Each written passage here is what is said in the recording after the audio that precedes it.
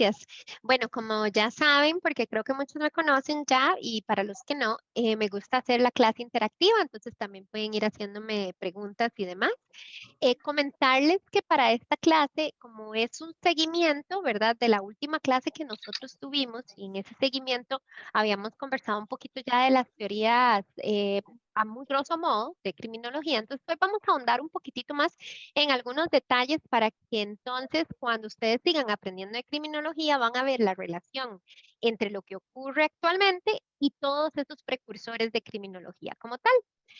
Vamos a ir dando inicio. Entonces, como todos creo que ya saben, pero igual me voy a presentar. Mi nombre es Magali Macís. Yo estoy ubicada en Costa Rica.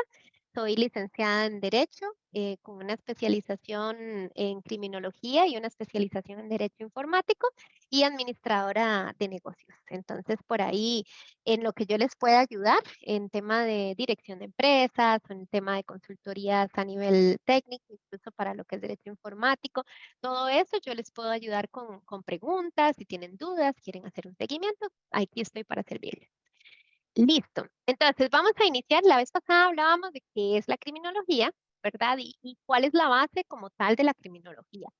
La criminología se da más o menos como entre siglo XVIII, siglo XIX, ya por ahí estaban algunos precursores hablando de distintas cosas que tenían que ver con criminología como tal. Ya luego en el siglo XX se dieron tres corrientes principales. Entonces, dentro de esas corrientes principales, lo que hicimos o lo que hicieron fue como, ¿verdad? Porque, bueno, tal vez estuve ahí, no sabemos, pero lo que hicieron fue dividirlas entre la biológica, la sociológica y la psicológica. Entonces, estaban estudiando el crimen, ¿verdad? Y lo que pasaba en el contexto de criminales en la sociedad bajo estos tres conceptos.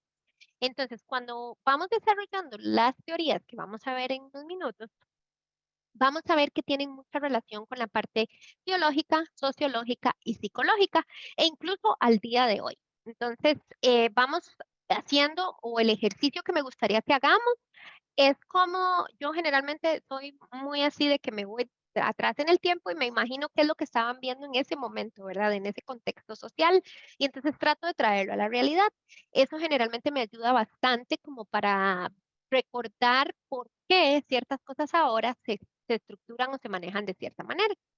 Entonces, cuando nos basamos en esto que acabamos de conversar, vamos a decir que la criminología como tal va a estar viendo cuatro elementos. Entonces, hay cuatro elementos en la criminología que no pueden faltar. Si es criminología, hay cuatro elementos que se están revisando.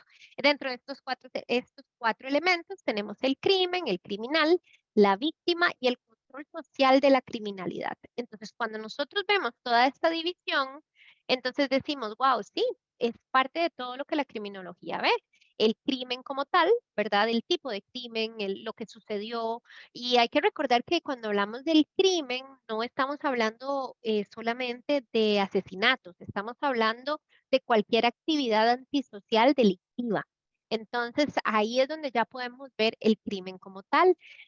Cuando brincamos del crimen a el criminal, es cuando empezamos a pensar, ¿por qué esto ocurrió? ¿Por qué esta persona pensó que debía asaltar un banco, por ejemplo? Entonces ya ahí nos estamos concentrando en el criminal. Ya no nos estamos concentrando solo en el asalto del banco, nos estamos concentrando también en el criminal, el por qué, qué le motivó, por qué esta persona decide hacer una cosa así en vez de tal vez trabajar o buscarse otros trabajos, que sería como lo que la sociedad, ¿verdad?, nos impone socialmente. O por qué no busca hacerse un negocio, por qué no busca lo que sea. Entonces, esas preguntas, todas esas preguntas, se empezaron desde los 1700. Preguntas como, ¿por qué esta persona hace esto creciendo en el mismo lugar donde creció esta otra persona? Y ahorita vamos a ir viendo un poquitito más de eso. Entonces, ya ahí nos movemos del enfoque hacia el crimen para el enfoque hacia el criminal. Y entonces ya ahora pensamos, ¿y qué pasa después? ¿Verdad? ¿Qué pasa con las personas que estuvieron involucradas en un evento delictivo? Bueno, entonces ahí es donde vamos a hablar sobre la víctima. ¿Y por qué la víctima? hay muchas teorías y no voy a entrar en muchísimo detalle en ellas porque yo les he dicho que esto a mí me apasiona mucho, sino entonces después explico inmensamente una y no les explico las demás, pero la víctima es muy importante en estos procesos y algunas veces no se le toma la misma atención o no se le da el mismo enfoque que se le da muchísimas veces al criminal. ¿Qué es lo que ocurre? La víctima podría pasar de ser víctima a ser victimaria o victimario.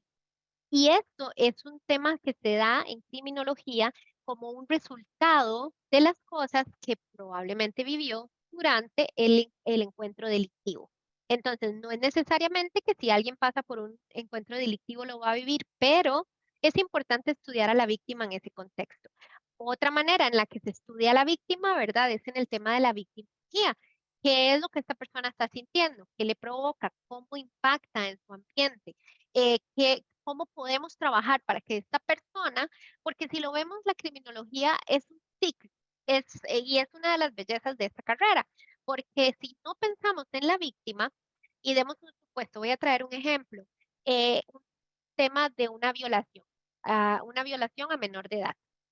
Cuando la persona menor de edad vive una de estas cosas, si nos concentramos solamente en el crimen y en el criminal, lo que va a pasar con esta persona menor de edad es que probablemente va a crecer con ciertos temas o ciertos traumas y que incluso cuando estudiamos a los delincuentes, vemos que muchos han pasado por situaciones de este tipo, que no fueron abordados en su infancia, porque es importante ir viendo que no es que digo yo, sí, esta persona menor de edad sobreviviente de una violación, de fijo va a ser un delincuente. No es que esa relación es así al 100%, o sino que las probabilidades de que esta persona tenga conductas antisociales son mayores. ¿Por qué? Por la afectación que la persona pudo tener en su adolescencia o infancia.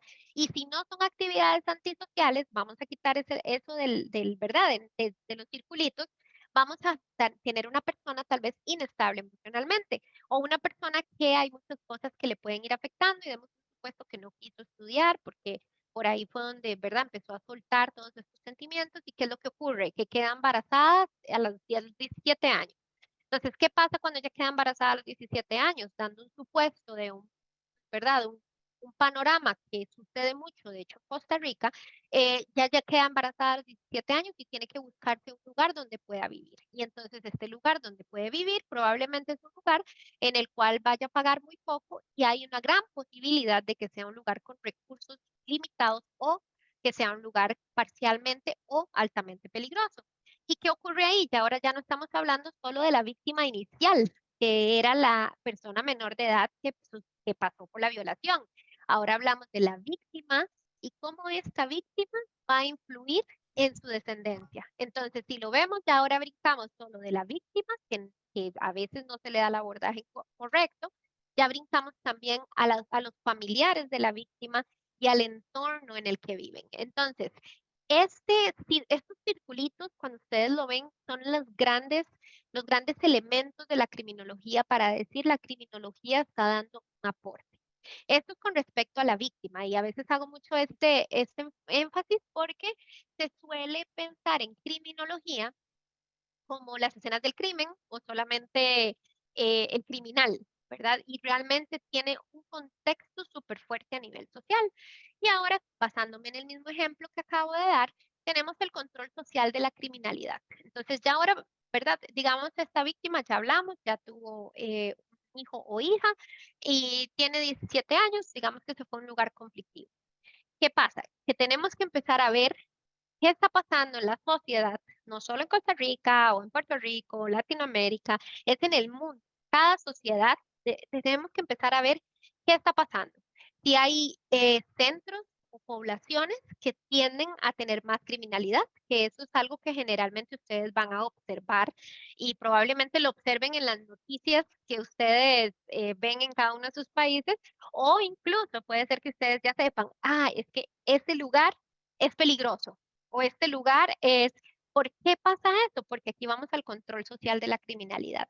Si nosotros empezamos a pensar, y aquí es donde a veces este chip de quitarnos porque hay personas que podrían tender a pensar, esto suena clasista, porque eso es una de las críticas, ¿verdad? A varias corrientes de la criminología, pero no tiene que ver con un tema clasista.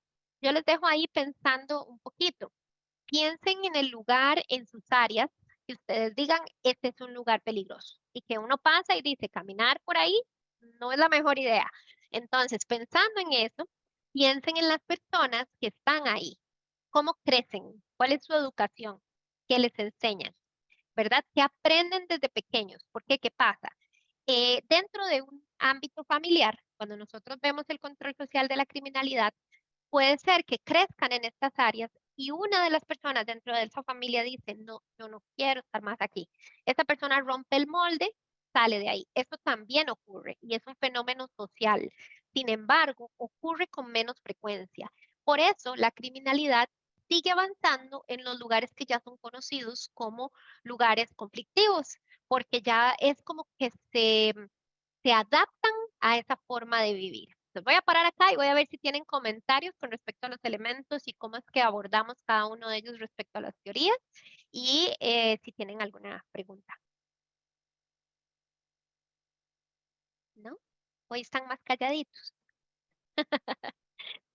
Listo. Bueno, entonces, basándonos en esto que acabamos de conversar, vamos a ver, esto no espero que lo lean, realmente esto es una referencia en caso de que quieran tomarle una foto o lo pueden incluso encontrar en internet, este no lo hice yo, es ya un cuadro comparativo que existe, que ya se ha hecho para, para propósitos académicos y es en cómo vemos la criminología. Entonces, vamos a recordar todo lo que hablamos, que es la criminología, ¿verdad? Que es el estudio del, no solamente del delincuente, sino también del crimen como tal, el estudio de la víctima, el elemento víctima como importante y el control social.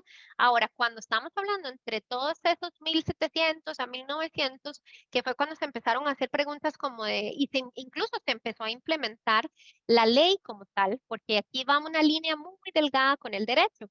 Entonces, en esos tiempos, si ustedes se recuerdan de los tiempos de Roma, incluso ya había, ¿verdad? Como un jurado o un juez.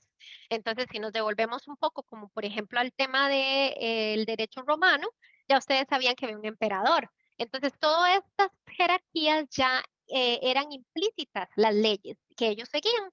Bueno, pues, ¿verdad? Las ponían tal vez no tan justas, pero hay que devolvernos al tiempo de nuevo y ver qué era justicia para ellos en ese momento.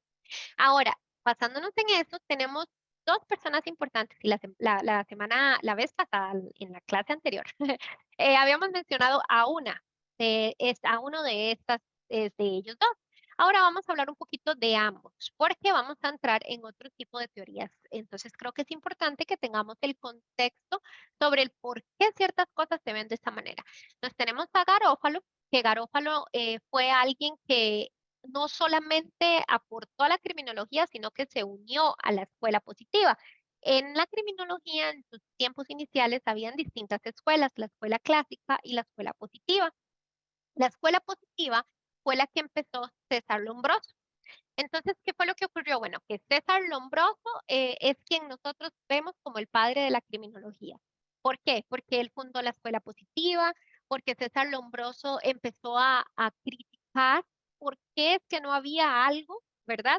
Es como, imagínenselo diciendo, ¿por qué será que hay gente que delinque y no estamos identificando qué, por qué, quién puede delinquir, cómo vemos esos riesgos? Entonces César Lombroso empezó a ver todo eso y de hecho lo que él ya vamos a conversar en unos minutos un poco más a fondo. Lo que él trajo a colación como parte de las teorías fue precisamente la base de la aplicación de todo esto. Hasta este punto no se conocía como criminología. Hasta este punto él nada más trajo teorías donde dijo, ¿por qué es que la delincuencia se da de esta manera? Hasta este punto trajo teorías como diciendo, bueno, vamos a ver si podemos pensar en que quizás tiene que ver con el cómo se ven. ¿Se acuerdan que la vez pasada hablábamos del cómo se ven y la parte antropológica? Que la antropología es la forma, ¿verdad?, en que tenemos nuestros cuerpos. Entonces, en este caso, él decía, bueno, ¿cómo será por qué será que empezó a observar tendencias y dijo, ¿por qué será que esta persona que tiene la mandíbula de esta forma, yo veo que hay tres, cuatro personas que tienen ese mismo patrón? Esas eran las herramientas que habían en el momento. Entonces, dentro de esas herramientas, él empezó a ver la criminología positivista. y dentro de la criminología positivista fundó la escuela y por eso se conoce como el padre de la criminología. Ahora vamos a ver y vamos a hablar de Garófalo.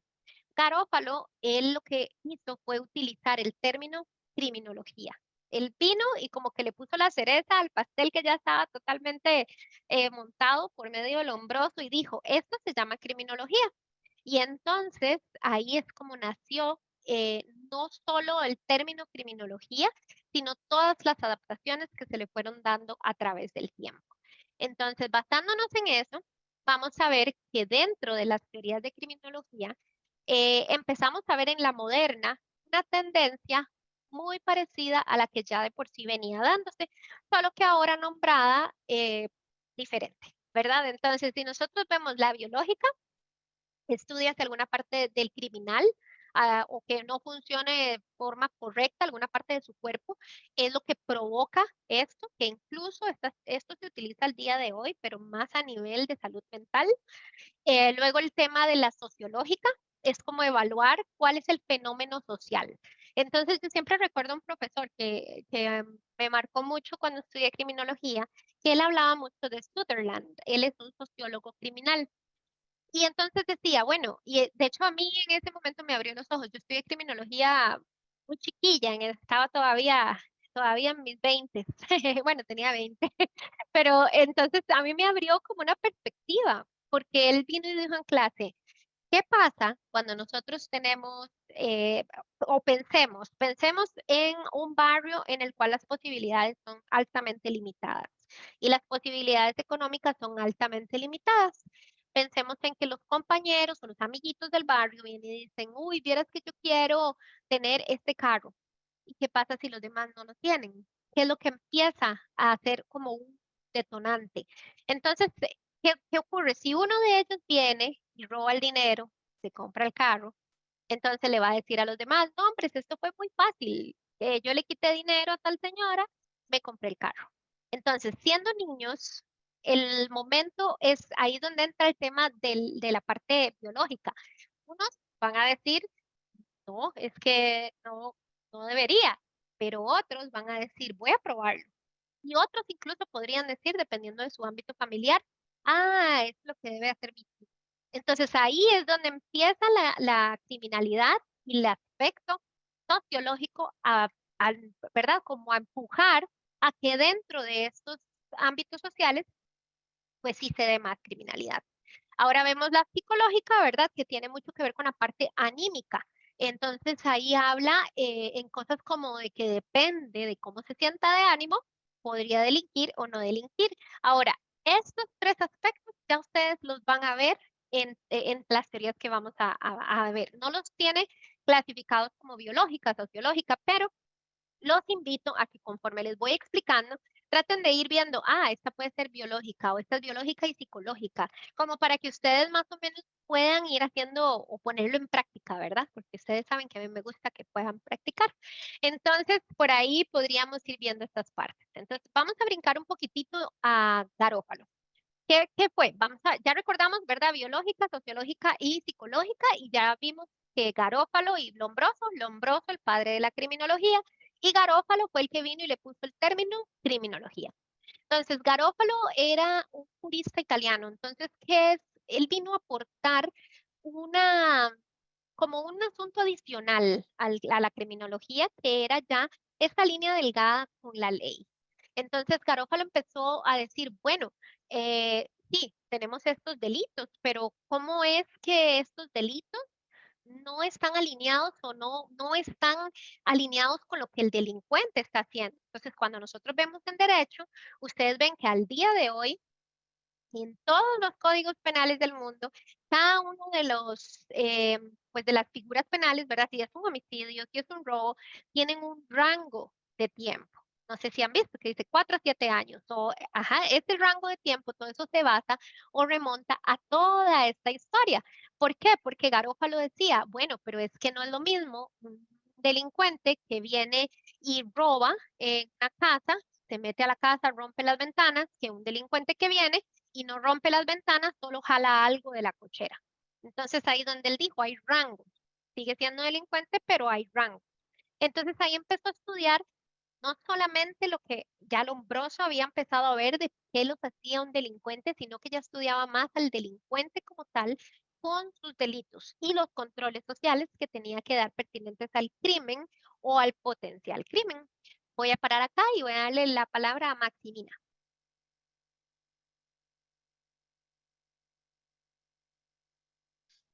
Maximina, ¿puedes activar tu audio? Te escuchamos. Ahora. Ok, Ahora sí. buenas tardes. Yo Buenas. pensaba en lo que usted hablaba. No, yo creo que tanto Lombroso como Carófalo no generalizaron mucho. Una pregunta a usted como experta en criminología, aunque yo soy abogada, una de mis profesiones y ejercí mucho tiempo derecho, la materia penal como defensora de delincuencia no me gusta hacerla. Ajá. Porque la haría, si yo defendiera a un delincuente, la haría desde el punto de vista que eres culpable. Y la mayoría de los abogados empiezan a defender a la gente buscando la justificación. Yo lo haría desde, usted es culpable, ahora vamos, ¿qué te Sí, llevó a hacer eso? Yo lo haría desde ese punto de vista. ¿Qué te sí, llevó a robar? Lo haría desde, lo defendería desde ese punto de vista. sí. Pero para usted, ¿usted no cree que ambos generalizaron mucho en las definiciones de criminología y del criminal? Porque aunque yo no defiendo materia al criminal, no he tenido esos casos, no lo he escogido nunca. Pero siempre pienso, yo lo defendiera de esta manera. No es mejor si vemos al criminal desde el punto de vista de cada uno de ellos, independiente de qué lo llevó a delinquir, Ujú. porque no es lo mismo cuando, por ejemplo, pongo dos, no es lo mismo cuando delinque, porque no son las mismas circunstancias atenuantes que lo llevan a delinquir al que delinque de un barrio muy, muy pobre, que se crió con unos padres en educación, sin unos padres quizás en ciertos niveles económicos, que vivían hacinados, a cuando delinque un muchacho de clase media alta o cuando delinque que uno lo está viendo en estos tiempos, gente con dinero delinquiendo, inclusive atracando. Yo he visto hijos de gente con mucho dinero que son jefes de banda de atracadores. Ujú. Entonces, ¿no sería bueno como hacerle, empezar ya a verlo, a ver las individualidades de los individuos a la que lo llevó? Claro que sí. De hecho, ellos como fueron precursores, como por decirlo de alguna manera, ¿verdad? Fundadores de todas estas áreas, ellos lo empezaron de manera muy general. Ahorita vamos a ver ya las maneras más específicas. Entonces ahí es donde vamos a entrar en lo que estás mencionando, de verlos como más cada uno, como con categorías, por decirlo así. Ahorita que lo vemos, me contás si eso ya te guía un poquitito más en la pregunta que tenía. Listo. Guayca, Buenas tardes otra vez. buenas tardes. Eh, ya, para responderle un poquito a Maximina, pienso que ya el contexto social es el que determina muchas veces, o sea, la sociedad también presiona. Pero si vemos el primer crimen de la humanidad, aquellos que piensan que son católicos, que ven la Biblia, el primer crimen fue un asesinato, ¿no? Y es Caín y Abel, y estaban en el paraíso, y el primer juez fue Dios. Así que ya tenemos un comportamiento, ya puede ser psicológico, ya condicionado psicológicamente, porque no, estaba celoso del hermano, pero no había un otro contexto, no había otra manera de determinar por qué hubo un crimen, ¿ah? Comenzando la humanidad. Entonces, imagínense, ya lo tenemos genéticamente codificado, la posibilidad de cometer un crimen en el, en el transcurso o en el proceso de la evolución de la humanidad. Pienso que Correcto. ya hay algo, vuelvo otra vez a la parte del psicólogo Carl Jung, que dice, no, hay una parte oscura que uno no conoce, no sabe, Ajá, ya, y ya, todo lo tenemos, y en un momento de una situación de estrés, por ejemplo, una violación de un familiar o algo, y cómo la sociedad o la persona puede cambiar y convertirse en un victimario, en un criminal. exacto. Sí. Sí, eso es parte de todo lo del, y esto es la belleza como de estudiar esto, porque ahí vemos las diferentes aristas, ¿verdad?, que hay dentro de eso. Y Maximina, a tu punto, vieras que tengo que estar de acuerdo con vos, yo no he podido ser defensora de alguien que cometa un delito. Eso yo creo que cada abogado que tiene su razón y los respeto muchísimo, pero cada quien puede. Yo no he podido, siento que no haría un buen trabajo. No, yo no lo haría. Yo lo intenté y no pude. En la primera audiencia tuve que pedir un reenvío para que busquen otro abogado. No pude. Yo siempre creo eso, que cada abogado nace como yo voy a defender, como que es un poco de criterio personal. Yo no lo Correcto, haría. No tengo sí. como el argumento dentro de mis límites morales, no tengo el argumento para hacerlo. Sí, correcto. De hecho, aquí brincamos un poquito a lo que están hablando Guaica y Maximina, clasificación de los delincuentes. Entonces, Garófalo dijo, bueno, ok, si ya vimos todo lo general, ¿verdad? Lo que Lombroso mencionó, de que si tal vez tengan sus brazos más largos, su mandíbula, cómo se vean, pero yo creo que hay un poquitito más allá. Entonces, ya ahí él empezó a hablar del asesino, ya le empezó a hablar del delincuente violento, ya empezó a hablar del delincuente lascivo y del ladrón. Entonces, cuando él hablaba de estas categorías de delincuentes, dependía de estas categorías, dependía lo que nosotros íbamos a considerar como el tratado o pues sí, el tratado, ¿verdad? De cada uno de ellos con respecto a penas y castigos. Entonces, cuando vemos el asesino, ya es el que decía Garófalo, ¿verdad? Porque muchas de estas se han adaptado. No es que han cambiado, muchas de ustedes ven que estamos hablando de años 1700 algo y están bastante, ¿verdad? Cerca de lo que todavía sigue siendo comportamiento criminal. Pero dice que el asesino es ese criminal nato, ¿verdad? Que no tiene sentimientos de altruismo, no tiene sentimientos de lo que es bueno o es malo, y puede cometer un delito en cualquier momento. Entonces, sí sabemos que si empezamos a hacer un poquitito de traslado de esto al día de hoy, los tenemos. El asesino puede ser todos aquellos que nosotros decimos, incluso los conocidos psicópatas, por ejemplo, personas que ya han tenido más de uno o dos, no necesariamente psicópatas, pero que ya han tenido más de uno o dos homicidios que llevan, ¿verdad?, en su espalda, personas que realmente no tienen este concepto de respeto al bien versus el mal, ¿ok? Entonces, este sería el asesino desde el punto de vista de Garófalo y ya les expliqué un poquito cómo es ya aterrizado al día de hoy. Cuando hablamos del delincuente violento, es aquel delincuente que no mata, ¿verdad? Pero comete cosas como sin piedad o tiene actos en los cuales la piedad no forma parte de eso. Hay delitos violentos. Entonces aquí podemos hablar de las tentativas. Entonces podemos hablar de una tentativa de homicidio, podemos hablar de un robo agravado, que hay tal vez un robo agravado con un objeto contundente, podemos hablar de cosas como, por ejemplo, bueno, las personas que ¿verdad? Se involucran mucho en peleas callejeras y se pasan de una simple pelea, ¿verdad? Que tal vez ya no importa y hay sangre de por medio, lesiones, ya sean graves, gravísimas, leves, pero este es el que sería el delincuente violento. Entonces, ahora ya pensamos o nos brincamos a, ok, este es el delincuente violento que comete estos actos, ¿verdad? Violentos, pero entonces vamos a brincar al ladrón. El ladrón va a ser aquel que atenta contra la probidad. Entonces, el ladrón como tal no va a tener raíces hacia la víctima, o sea, no va a haber un tema de raíz profunda hacia la víctima y no hay un tema de este tipo de empatía diciendo, mira, no debería de meterme en la casa de Magali porque ella tiene familia, se van a asustar. Ese tipo de cosas ni siquiera pasan por la mente, ¿verdad? Del que él categoriza ladrón. Y si pasan, las pueden dejar de lado. O sea, tienen una capacidad de que no les importe. Entonces, es ahí donde entra el ladrón como tal, según Garófalo. Y luego tenemos el delincuente lascivo. El delincuente lascivo ya es el que él dijo, bueno, ya tengo todas estas categorías, pero hay algunos que me hacen falta. Entonces, ahí es donde entran el delincuente lascivo. Cualquiera que no encaje con los anteriores e incluso puede ser el delincuente sexual, que por cierto ahí está, hay un error de mi parte, perdón, dice sensual, pero no, es sexual. Entonces los delitos sexuales, ¿verdad? Es donde podría ya no pensar en que es un delincuente lascivo. Él empezó a traer ya estas teorías un poco más a la mesa y como aterrizarlas un poquito más con más detalle.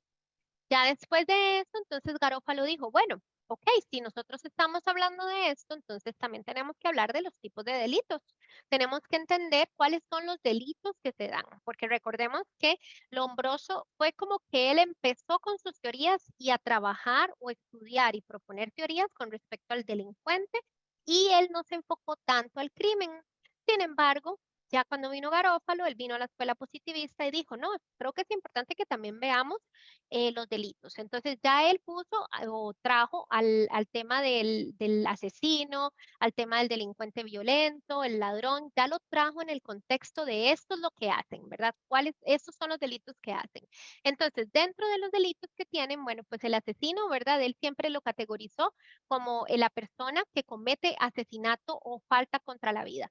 El delincuente lo categorizó como aquella persona que hace un daño para convertir o para trabajar una forma interna de deseo. Sin embargo, no tiende a o no tiende a matar, ¿verdad? Por esto. Entonces, ya sean golpizas, robos, lesiones, robo de o robo a la propiedad o allanamiento de propiedad privada, todas las cosas que sean ayudarles. Cuando pensamos ya en allanamiento de propiedad privada y robo de la propiedad, entonces ya vemos una mezcla entre delincuente violento y el ladrón. En esos tiempos lo que hacían para poder ver ese delito de forma diferenciada es que veían el nivel. Entonces, cuando pensaban en el ladrón, pensaban que era aquel que llegaba y arrebataba algo o llegaba y cogía algo de una mesa en esos tiempos. Ahora, si nosotros nos devolvemos, nos adelantamos hasta nuestros tiempos, sigue siendo muy similar. Incluso cuando nosotros vemos en toda la temática de delitos o en el Código Penal, vamos a ver que siempre hay aristas con respecto o versus el delincuente violento y el ladrón. Y si hablamos de un robo, tenemos un robo simple y tenemos un robo agravado. Que el agravado, ¿verdad? Ya nosotros estamos viendo que es un delincuente violento. Entonces, así es como él empezó a hacer este análisis de, ok, dependiendo de los tipos de criminal, entonces también tenemos los tipos de delito. Como que juntó, ¿verdad? Toda esta parte. Entonces ahora vino Lombroso, ya tenía una teoría, y entonces Lombroso había dicho, es como que Garófalo dijo, oh, ok, entonces si Lombroso trae esta clasificación de los delincuentes, ¿verdad? Entonces yo con mi clasificación de delincuentes y de delitos podemos formar algo en conjunto. Entonces cuando Lombroso vino, que hay que recordar de nuevo que él es el padre de la criminología, él dijo, bueno, hay distintos. Entonces él trajo más variedad. Entonces él dijo, está el criminal nato, que de hecho hay unas lecturas muy interesantes de que si el criminal nace o se hace. Luego está el delincuente loco moral. Luego está el delincuente epiléptico. Tenemos al pasional y al ocasional. Ahorita ya vamos a ver a cada uno de ellos en detalle y si nosotros lo vemos, también lo podemos traer al día de hoy. Entonces, vamos a ver un poquitito, me voy a devolver porque esta no les puse ahí diapositiva como tal. Vamos a ver un poquitito del delincuente loco moral. Cuando Lombroso hablaba del delincuente loco moral, él precisamente lo que decía, ¿verdad? O lo que él sentía, es que este delincuente loco moral es aquel que, sí, pues tiene algún tema a nivel eh, pues psicológico, pero lo que hace es básicamente como delinquir y rara vez está dentro de un centro de atención psicológica especial. Entonces, ¿qué pasa con el delincuente loco moral? Es aquel que Lombroso consideraba que iba a terminar en una cárcel, ¿verdad? ¿Por qué? Porque no está en un centro de psicología, pero sí está en la cárcel, porque sí va a venir y va a delinquir. También decía que son aquellos que están en prostíbulos. Entonces, era parte de las observaciones que hacía Lombroso, que dentro de todas esas observaciones, él se tomó su tiempo para hacer observación social. Todo este tipo de teorías, que creo que es importante mencionarles, no fueron hechas de forma que uno diga, nada más pues le vino a la mente y las creó. Él se tomó muchísimo tiempo de observación. Entonces, dentro de eso tenemos al delincuente loco moral. ¿Qué es lo que diríamos al día de hoy? Los delincuentes que vemos en su mayoría, no total, pero los delincuentes que vemos en su mayoría en las cárceles. Luego tenemos al criminal nato. El criminal nato, ¿verdad? Se caracterizaba desde el punto de vista físico. Entonces él decía, ok, criminal nato va a ser aquel que cumpla con las características físicas o rasgos físicos que ya están establecidos en mi teoría. De hecho, esta sí fue descartada, ¿verdad? Porque esta fue una de las primeras que él utilizó, pero él decía, por ejemplo, que rasgos tales como el cráneo pequeño o tener los ojos muy grandes o la frente hundida, ¿verdad? Todo este tipo de cosas eran aquello que formaba a un criminal nato, o sea, que podría en cualquier momento explotar y cometer un delito. Entonces suena, ¿verdad? Curioso, porque es como que aquí nos tendríamos que empezar a vernos, a ver según Lombroso cuál de nosotros puede ser un criminal nato, pero eso está, ya está, digamos, descartado, solo se sabe como en la parte de la historia. Y decía que el criminal nato en la parte de lo, o en lo psicológico era insensible, impulsivo y no habían remordimientos. Entonces, si ustedes lo ven un poquitito, hay varias cosas del tema psicológico que se mantienen dentro de ciertos tipos de delincuentes. Ahora pasando al delincuente epiléptico, a mí esta generalmente, digamos, me hace gracia. Cuando yo digo me hace gracia es que me refiero, ¿verdad?, en cómo él sacó conclusiones desde el punto de vista de lo que él tenía y sus herramientas, porque si yo vengo y le digo a alguien, ah, esta persona tiene epilepsia y viene un criminólogo y dice, ah, es delincuente, entonces es como, ah, entonces eso es parte de lo que hizo Lombroso. En ese momento estudió y dijo, bueno, cuando una persona tiene epilepsia, eso es una señal de criminalidad. Él consideraba que si esta epilepsia se manifestaba ya sea de manera habitual o solo con algunos ataques, ¿verdad? O es una persona que ya se conoce como epiléptico, ya es una persona que podría ser un delincuente. Y no solo eso, le tenía una caracterización a las personas epilépticas. Decía que estas personas podrían tener ciertos rasgos de personalidad como ser vagos, podían ser amantes de la naturaleza y los animales, podían ser destructivos y podían ser vanidosos. Entonces decía que tenían una fuerte tendencia al suicidio por su problemática de la epilepsia y por lo que acabamos de hablar de rasgos psicológicos, ¿verdad? Y que conjunto a los locos, en conjunto con los locos morales, son los únicos que, digamos, buscan a otra persona para delinquir. Eso es un punto importante. El delincuente loco moral según las teorías del Lombroso, busca a alguien para delinquir, no lo hace solo, o sea, va creando como su círculo de trabajo. Entonces, dentro del delincuente epiléptico, él lo veía así. Y ahora ya pasamos al delincuente loco. Entonces, dentro del delincuente loco, lo que decía él es que había una diferencia entre los delincuentes, entre los locos delincuentes y los delincuentes locos, porque los locos delincuentes son aquellos que no pueden racionalizar, o sea, no razonan o no pueden hacerse responsables de sus actos, que son los que todavía al día de hoy se toman en cuenta. Y los delincuentes locos cometen un delito y ellos enloquecen en prisión. O sea, que no es que eran un loco delincuente inicial, sino que cuando estaban en prisión se enloquecieron. Ese era un poquito como él lo veía, incluso en el delincuente loco, él categorizaba a las personas con alcoholismo. Entonces, así es como él iba categorizando cada uno de ellos. Y el pasional y el ocasional, bueno, el pasional está bastante intuitivo, ¿verdad? Que al día de hoy lo tenemos con diferente nombre, pero lo seguimos teniendo, que es aquel que actúa por un impulso y movido por pasiones que tiene interiormente. Y el ocasional se llaman pseudocriminales o criminaloides, según lo que nos decía Lombroso, que estos son los que delinquen de vez en cuando, por diversas razones. Entonces, así fue como él fue aterrizando un poquitito de las teorías que existen al día de hoy, que son teorías modernas. Voy a parar acá y primeramente voy a preguntar si están despiertos, porque siento que los tengo hoy más calladitos que siempre. Y también saber si te aclaró, Maximina, la pregunta que tenías de cómo ellos ya después fueron aterrizando, ¿verdad? Cada uno de los delincuentes. Dale, Maximina. Estamos despiertos. Ah, bueno, Estamos están estamos despiertos. despiertos, le estoy Ah, escuchando. Me concentraba en lo que era el loco epiléptico y el loco delincuente y el delincuente loco. Yo pensé, digo, bueno, pero si el delincuente loco, el delincuente que ya se vuelve loco en la cárcel lo pueden volver loco muchos factores, muchos encierros, quizás no ni siquiera el mismo crimen que cometió. correcto. Pero el Sí, que es loco delincuente, yo pensaba que puede ser un loco que no tiene control de sí mismo y cualquier cosa mala le puede hasta parecer bien, porque es es una persona que correcto. no tiene un control de un razonamiento. En Ajá, cuanto al epiléptico, yo ahí siempre difiero un poco, sí, claro. porque Bueno, conozco yo también. mucho.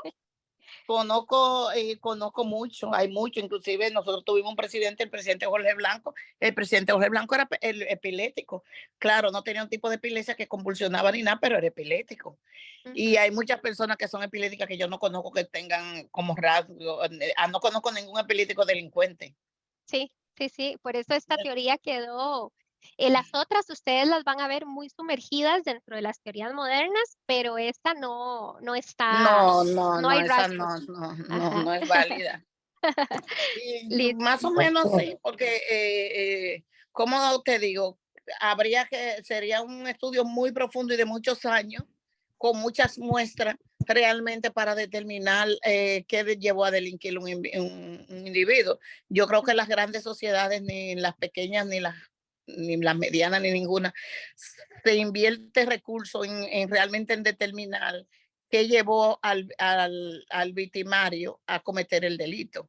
No se invierte tanto, no se invierte, yo digo que no sé, si no tengo conocimiento de que se invierta recursos en determinar, porque yo creo que si determináramos como sociedad qué te lleva a delinquir, podríamos buscar un poco el antídoto, el remedio, y poder trabajar las áreas más afectadas. Por Estoy ejemplo, de acuerdo. porque yo siempre he dicho que la pobreza no es una causa para delinquir, pero sí te puede llevar. Yo siempre he Correcto. dicho que si miráramos y enfocáramos más con más recursos, más fuentes de empleo, más educación en los barrios marginados, quizá disminuyera la delincuencia un poco, porque como dije anteriormente, a mí la pobreza ni la escasez te lleva a delinquir. Es correcto. Estoy de Pero, acuerdo. Y esa falta de las sociedades de buscar en la parte proactiva. Yo les mencionaba en la clase anterior que para mí uno de los grandes retos, ¿verdad?, de la criminología es que la parte proactiva es la que hace falta siempre o recursos o no se hace por alguna razón. Entonces ahí es donde continúa el ciclo. Pero sí, perfecto. exacto. Muchas gracias, Maximina. Licenciada, Creo, creo que bueno, Henry. sí, Ajá. licenciada, yo no soy abogado en nada de eso, aunque me gusta mucho el campo de derecho. Yo soy ingeniero agrónomo, lamentablemente no tuve tiempo para estudiar derecho. Hay algo que le preguntaría en qué, porque estamos hablando del delincuente común, pero aquellos que delinquen contra el pueblo a través de robo de los bienes de Estado, desde los gobiernos, ¿qué categoría caen? Porque Ajá. resulta ser que eso sí, no son pobres, sin embargo delinquen, roban millones a la sociedad, al pueblo, y eso, aunque parezca un poco paradójico, pero muchos abogados dicen, yo no defiendo un delincuente común, pero esos grandes delincuentes que afectan los recursos para la salud, para la educación del pueblo, sí tienen grandes abogados. Hay esos tipos de delincuentes que roban desde el Estado, las posiciones gubernamentales, conjuntamente con sectores privados, ¿qué tipo de, porque estamos hablando de tiempos modernos, esos tipos de delincuentes, como le llaman mucho en la sociedad de cuello blanco, ¿a qué categoría caen? Sí, ¿Cómo lo son, eso vemos? son delincuentes de cuello blanco. Henry, es todavía está a correcto. tiempo de estudiar derecho. Sí, claro, siempre estás a tiempo. Pero esos no son locos, ni son, ¿No? Mm, puede ser hipelético porque el hipelético es una enfermedad. sí, Puede ser medio loco, pero también generalmente son personas muy racionales porque son profesionales muy buenos. No, correcto. yo digo que falta de moral y de principio.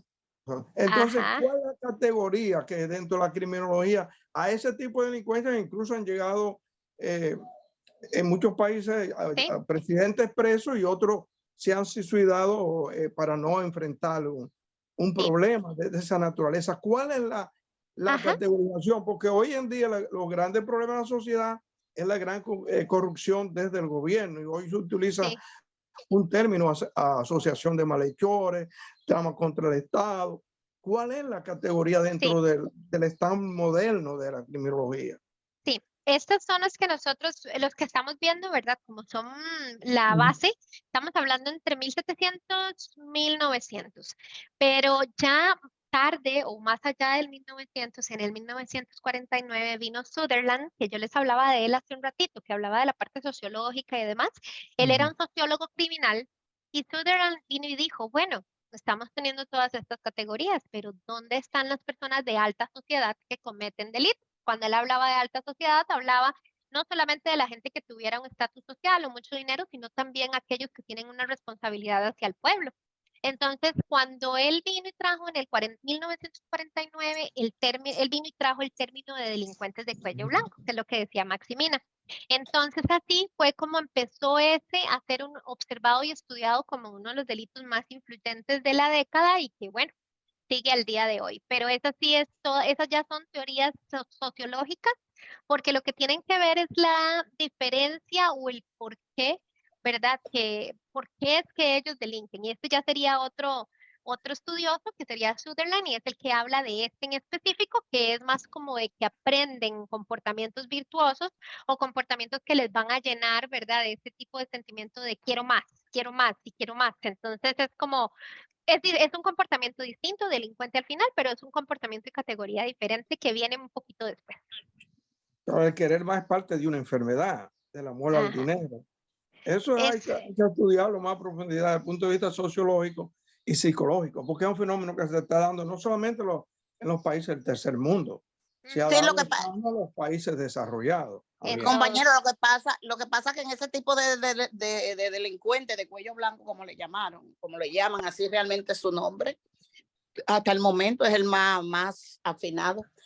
Ahí hay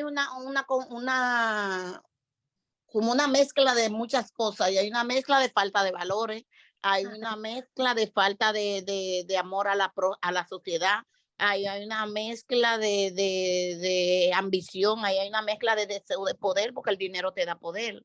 Y la mayoría del cuello blanco lo que te roban es dinero, te roban las arcas del Estado, estafan gente, desapoderan personas, quieren tener poder y quieren tener dinero. Ahí también habría que hacer una gran investigación y empezar realmente a clasificarlos.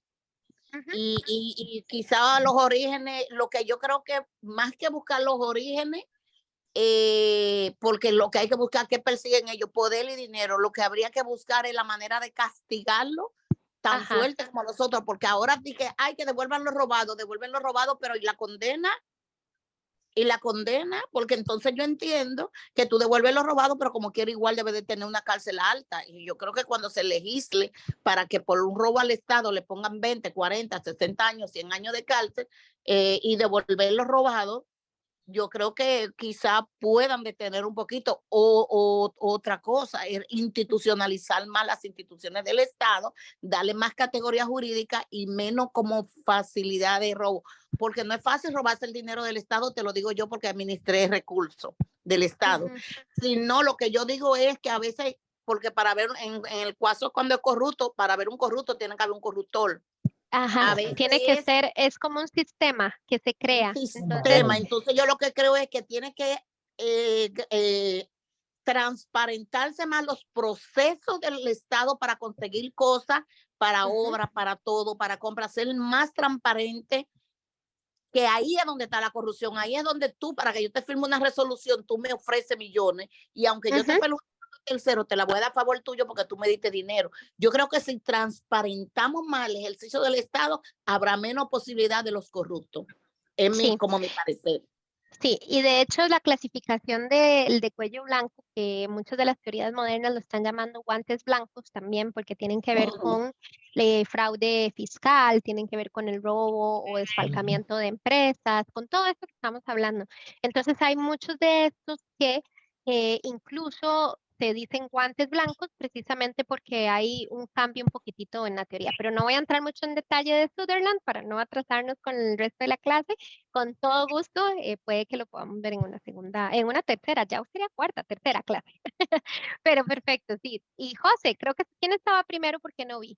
No sé si era José, Guayca o Marco. Sí, dame un minuto, Maga.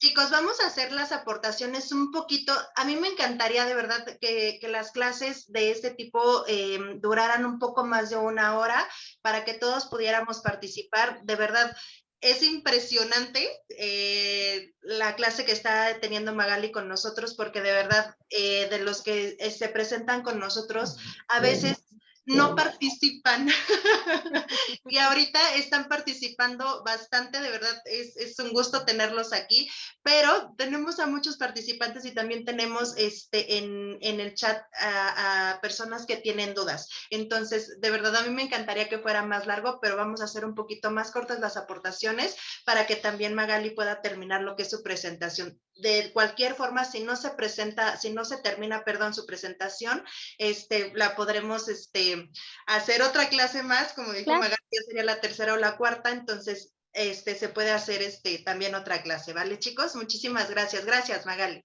con todo gusto. Entonces, a ver quién teníamos primero. Si quieren, vamos con José.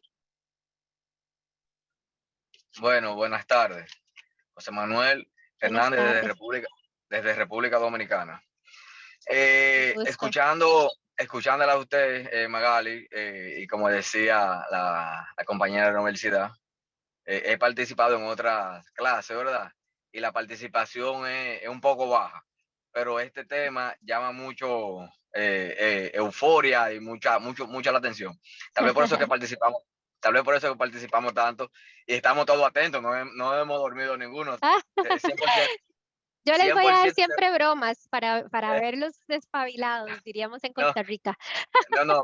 Usted no tiene bien atento a lo que usted está expresando y no está, ¿verdad?, compartiendo. Me Entonces, alegra mucho. ya entrando un poco a lo que es ¿verdad?, el tema que nos compete. Si nos podemos ver el asunto de que a veces hablamos de la criminalidad, que los delincuentes se vienen formando por parte o falta de oportunidad y por ausencia de una mano amiga, dígase de política de Estado, ¿verdad? Que le dé facilidad y le dé oportunidades a los jóvenes que van creciendo en los barrios que no tienen oportunidades. Bueno, eso yo lo veo como medio ambivalente. ¿En qué sentido? Me voy a centrar en poner ejemplos de aquí de República Dominicana. Nosotros hemos tenido grandes profesionales en el área de medicina, en el área de la industria, de ingeniería, en cualquier área, en cualquier rama. Y cuando vemos su historia, ¿de dónde vienen? Vienen de una zona muy pobre y muy marginal de República Dominicana. Pero también si nos vamos y vemos esos grandes peloteros que nosotros hemos parido como República Dominicana, ¿de dónde vienen la gran mayoría de peloteros? Vienen de zonas de muy escasos recursos y hoy en día son hoy en día buenos ejemplos o fueron en su tiempo buenos ejemplos y íconos del deporte del béisbol. Si nos vamos también a literatura, también tuvimos grandes catedráticos, grandes políticos, porque no nada más no hemos tenido políticos que sean corruptos, hemos tenido muchos políticos que han salido, casi todos vienen de lo más bajo de la sociedad y en extremada pobreza. Y cuando vemos y verificamos dónde estudiaron, casi todos estudiaron en escuela pública, Ajá. con muchísimas precariedades, que no es con la misma facilidad que se tiene ahora. O sea, entonces tenemos que verificar. Entonces, cuando nos vamos al otro lado, Sí. vemos que los grandes delincuentes, tanto de cuello blanco, ¿verdad?, como lo que cometen delincuencia común, vienen la gran mayoría de barrios marginados donde tampoco existen o existieron oportunidades. Entonces, ahí yo entiendo que eso depende de ti mismo. Y muchas veces Ajá. no es como a ti te eduquen, porque a veces a mí me pueden dar una buena educación y yo puedo salir malo, pero mi hermano que se crió, que me le dieron la misma educación que me dieron a mí, Es sale correcto. sale un excelente profesional, sale un excelente ciudadano. En cambio, Ujú. yo, que me criaron bajo las mismas normas y reglas que criaron a mi hermano, decidí por coger el camino más sencillo de conseguir la cosa, Ajá. que es la, Sí. que es la delincuencia, que comencé a vaquear un punto de droga, que después ya comencé a hacer los mandaditos y después así ya me fui haciendo el administrador del puntico de droga y ya después yo soy el dueño del punto de droga. O sea Correcto. que eso ahí hay como que tratar de estudiarlo. No voy a seguir Sí. abundando más porque tenía otro tipo ya, otras preguntas, pero ya No se se nos está agotando el preocupe. tiempo. Pero Bueno, eso quería espero poner, volver a verlos. sí, claro. Quería Sí, poner esas dos partes, ¿verdad? Que no sí, creo que sea falta de oportunidades, porque muchos no. que no hicieron falta las oportunidades salieron buenos. ¿Es Hay una cuánto? combinación. Ahí es donde vemos, entra mucho Sutherland, que es todo un mundo diferente, ¿verdad? Y por eso es que cuando vamos viendo ya más las modernas, vamos todavía entendiendo más como, ok, esto puede ser así o puede ser allá. Entonces creo que eso nos va a ayudar bastante. Marco, comentanos. Sí, buenas tardes. Les llamo o participo desde Ecuador, Paltas Loja. ¿Sí? Entonces, por ejemplo, en nuestro Gracias. medio, compañeros, en nuestro medio, por ejemplo, que han pasado ya 12 años de renovación de alcaldes, cada alcaldía dura 4 años, pero como estamos viendo los robos de cuello blanco, ¿no? Por ejemplo, fue alcalde 2 veces, pero él tiene el problema del alcoholismo. Y cada vez se perdía una semana, un mes. Entonces el círculo de trabajadores de él, por ejemplo, asesor y administradores, tesoreros, ahí es cuando se aprovechaban y llegaron inclusive hasta el día de hoy a tener sus buenas máquinas, ¿no? Pretexto del 10%. Entonces, en la práctica, ellos, aunque estos alcaldes, ¿no? O gobernantes o cuello blanco, han dejado robar para que le solapen su enfermedad.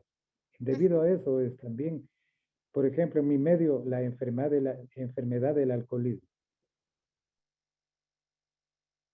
Sí, de hecho, parte de este tipo de cosas ya ahora están entre temas de enfermedad y no de característica. Entonces ahí eso es un tema también que podemos conversar en muchas teorías que tienen que ver ya más con este tipo de padecimientos que las personas pueden tener, ¿verdad? En distintas áreas, tanto con el tema del alcoholismo, la drogadicción, el tema incluso del empoderamiento ilícito. Hay personas que roban porque también tienen una enfermedad. Entonces ya entramos en una gama, ¿verdad? Diferentes como en la psiquiatría criminal. Entonces es para que lo tengan ahí de contexto. Listo. Bueno, voy a tomarlo súper rápido. Voy a acelerar un poquitito y si no, pues retomamos de estas diapositivas para un próximo, pero sí me encantaría dejar la clase lista si ustedes tienen unos 3, 4 minutos más. Estas ya tienen que ver con las teorías ya modernas, entonces ahora todo esto se basa en lo que ya se había estudiado y entonces vino la primera teoría de Cohen y Felton, que entonces ya él empezó a hablar no solamente del tipo de delito, no solamente del delincuente, ¿verdad? O los tipos de delincuentes, sino que ya también dijo, bueno, ¿por qué delinque? Entonces, aquí es donde entramos un poquito a responder lo que ustedes me están mencionando. Basta lo primero que es la motivación. Hay que entender las motivaciones de cada delincuente. Entonces, personas que tal vez creemos que no van a delinquir nunca, pueden tener una motivación en el momento que les haga delinquir. Que ahora, nosotros como personas podríamos decir sí o no, pero ahí es donde entra la parte de psiquiatría criminal, ¿verdad? Que cada uno de nuestros cerebros, ¿cómo lo procesa? Luego ya tenemos el objetivo o la víctima que vemos en el momento y la ausencia de guardián eficaz.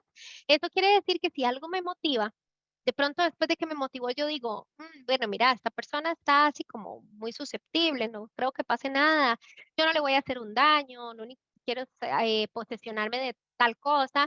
Entonces, si no hay nadie cuidando a esa persona, ¿verdad? Y tal vez que tiene mucho dinero, esta persona viene y dice, bueno, mi motivación es que no hay nadie cuidando, es un blanco fácil, entonces lo voy a hacer. Entonces él empezó a hablar más como de la convergencia entre tiempo y espacio. Entonces él dijo, no tiene tanto que ver solo todas las categorías, sino también el tiempo y el espacio. Es un momento conveniente, estoy motivado para hacerlo. Entonces después de eso, vemos la teoría del control social. Esta teoría del control social tiene que ver con los lazos sociales y las conexiones con la sociedad que se debilitan. Entonces, esta tiene mucho que ver como con los vínculos familiares, cómo nosotros nos llevamos con nuestros amigos, el empleo, todo esto, que incluso aquí tenemos un gran ejemplo.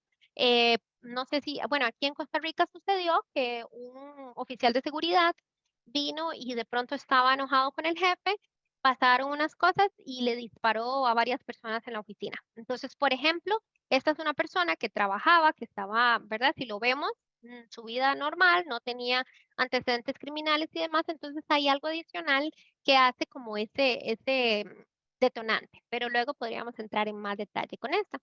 Luego tenemos la teoría del etiquetado, ¿verdad? Que esa es como la reacción de la sociedad al etiquetado. Es básicamente como cuando alguien dice, bueno, por cómo me veo, me dicen que yo soy un delincuente.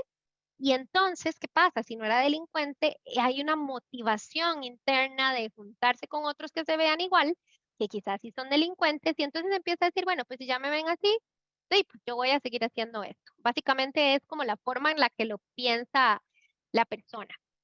Luego tenemos la teoría del conflicto, que la teoría del conflicto es donde ya vemos la lucha del poder.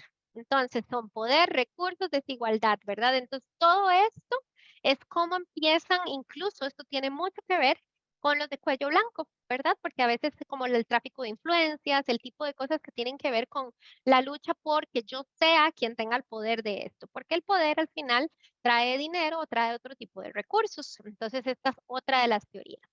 Tenemos la teoría de la asociación diferencial, que esta es en cómo las interacciones sociales, ¿verdad? Y la exposición a ciertos modelos criminales influyen en el comportamiento delictivo. Entonces, demos el caso de tal vez un niño o un adolescente que tenga un familiar que sea muy importante, puede ser papá, tío, mamá, y esta persona cometa ciertos actos delictivos y entonces vienen y aprenden de esas actitudes.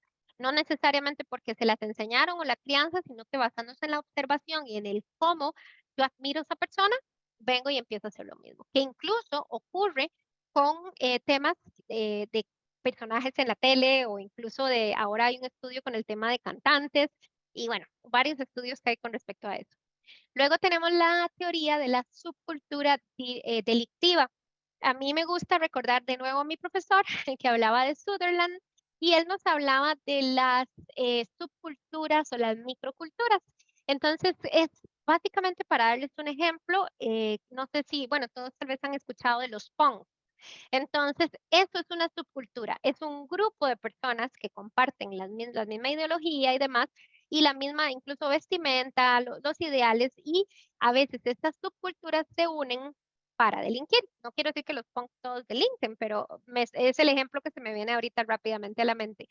Entonces, esas subculturas, hay unas de ellas que ya delinquen, como las pandillas, que ya están, ya se conocen que son pandillas que delinquen, y cuáles son las que no delinquen. Estas son subculturas creadas por los criminales para tener más aceptación y, por decirlo de alguna manera, reclutamiento para el comportamiento delictivo. Tenemos la teoría de la neutralización, que esta es como cuando el delincuente lo que hace es que viene y se disocia. Entonces dice, bueno, es que yo estoy haciendo esto porque, entonces busca como en esa disociación, ¿verdad? Y busca negar la responsabilidad, no hay como un arrepentimiento del daño causado. Entonces, por aquí ya vamos pensando un poco en la parte de los psicópatas, que ese es todo un tema muy bello porque tiene que ver con la parte cerebral, pero el tema de psicópata y sociópata es algo que tiene mucho de cada una de estas teorías. Y luego vemos la teoría del control de la autoafirmación. Entonces, en la teoría del control de la autoafirmación, es como cuando, no sé si han escuchado, tal vez en ámbitos de adolescentes, es que tengo que pegarle a tal compañero porque me dicen y entonces implícitamente en los cerebros es porque quiero ser aceptado en ese grupo. Entonces, si una persona trae ciertos vacíos, ciertas cosas donde tiene que trabajar, quiere ser aceptado en un grupo y ese grupo le pide delinquir para poder ser aceptado, entonces ahí es donde viene la teoría del control de la autoafirmación. Y la teoría de la elección racional, que ese es como cuando los individuos toman las elecciones racionales, ¿verdad? Pero empiezan a ver beneficios. Y entonces dicen, bueno, esto no se debe hacer, pero esta vez pues obtuve 50% más de lo que siempre obtengo haciendo esto. Entonces esta es la oportunidad ahí. O aquí viene mucho delito de cuello blanco. Entonces es la elección racional, es decir, bueno, tal vez puedo contratar a esta persona y esa comisión me la gano, nadie se va a dar cuenta. Y ahí es donde viene el juego de, ok, tomo decisiones para ver hacia dónde me voy. Y bueno, esas son las teorías, fui volando, Traté de resumirlas porque quería terminarles toda la presentación. De todas formas, si alguno tiene un pedido de ahondar en alguna o cualquier cosa que les guste con respecto a eso, yo aquí estoy súper a disposición de ustedes. Y bueno, por supuesto, Paulina en la universidad nos van diciendo.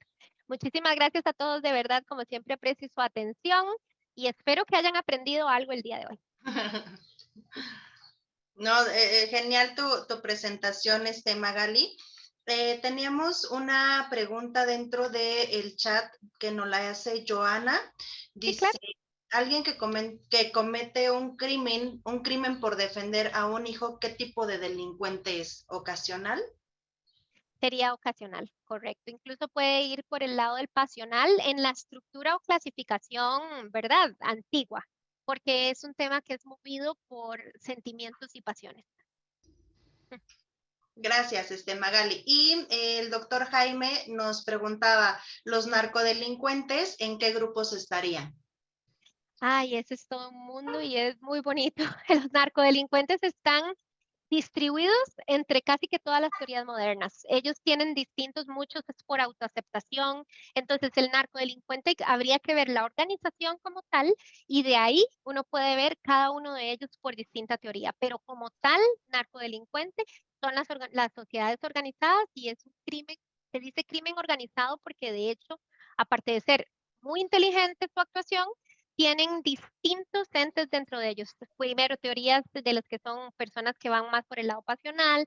Ellos escogen a cada una de sus personas por ciertas cosas, incluso por donde viven. Esa es un resumen, pero eso es muy interesante y bastante grande la respuesta, porque sí cabe entre casi todas las teorías. Muchísimas gracias, Magali. Queremos tenerte en una siguiente clase. Creo que Claro. todos queremos tenerte. Ay, yo La con mucho verdad es gusto. que puedes verlo en los comentarios. Muchos están muy agradecidos con tu exposición, con el tema que estás impartiendo. Es muy, muy raro encontrar este tipo de temas o que tengamos expositores de este tema. Entonces, muchísimas gracias, Magali. De verdad, una maravillosa presentación, agradecida contigo y también agradecida con todos los que participaron. Yo sé que hicieron falta algunas aportaciones de algunos de ustedes, algunas preguntas, pero nos vamos a dar la oportunidad de que tengamos una clase más con Magali para poder impartir temas como y que puedan participar con nosotros. Gracias Con infinitas todo a todos. gusto.